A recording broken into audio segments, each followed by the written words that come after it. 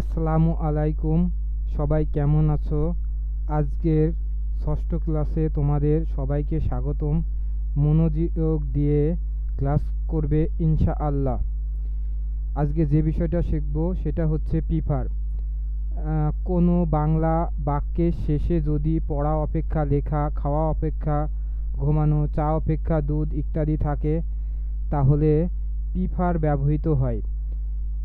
এক্সটেক্সার subject plus prefer plus শেষে ভার্বের সাথে আইএনজি প্লাস টু প্লাস প্রথম ভার্বের সাথে ING plus extension. For example, আমি পড়া অপেক্ষা লেখা বেশি পছন্দ করি। এখন এই যে আমি এখানে সাবজেক্ট, তাহলে আমির ইংরাজি কি আই, তারপরে কি প্রিফার, তারপরে এই যে পড়া অপেক্ষা লেখা শেষের অংশ, শেষে যেটা এটা লেখার ইংরাজি কি রাইট, রাইট থেকে কি ভার্বের সাথে আইএনজি করে দিলাম রাইটিং, তারপর গঠনে কি টু, তারপর পড়া রিড, রিড থেকে রিডিং আইএনজি করে দিলাম full stop. Ever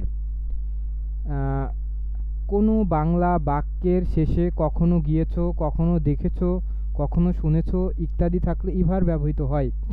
এক্সটেক্সার have plus subject plus ইভার ভার্বের তৃতীয় রূপ প্লাস এক্সটেনশন। ফর এক্সাম্পল, তুমি কি কখনো রাঙ্গামাটিতে গিয়েছো?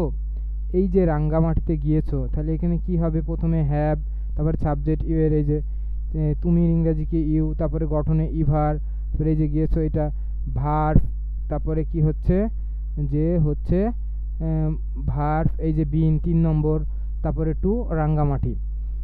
তুমি কি কখনো চিড়িয়াখানায় দেখছো?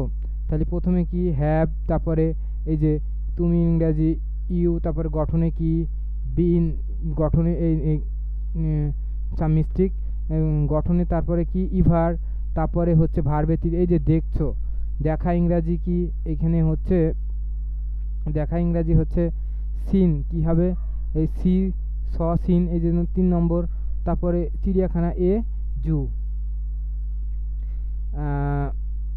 দিস এর ব্যবহার, ফর এক্সাম্পল এটি আমার বই, সেই ক্ষেত্রে এরকম হবে দিস ইজ মাই বুক, এই বইটি আমার। This is some missing, this book is mine, এই কলমটি আমার। This pen is yours,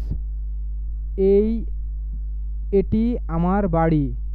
this is my house, এই বাড়িটি আমার। This house is mine. আজকের ক্লাস এখানেই শেষ। সবাই ভালো থাকবেন, বাসায় কাজ ঠিকঠাকভাবে করবেন। আর হচ্ছে যদি আমার ক্লাস নিতে যেয়ে যদি কোনো ভুল ত্রুটি হয় বা মানুষ মাত্রই ভুল, আপনারা সেই দৃষ্টিতে দেখবেন। যদি ভুল হয় তাহলে আমাকে কমেন্ট বা হচ্ছে আমার মেসেজ করবেন আপনারা যে স্যার আপনার এই জায়গায় ভুল, আমি ইনশাল্লাহ সংশোধন করার চেষ্টা করব।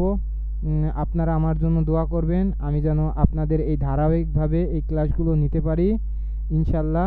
আল্লাহ হাফেজ।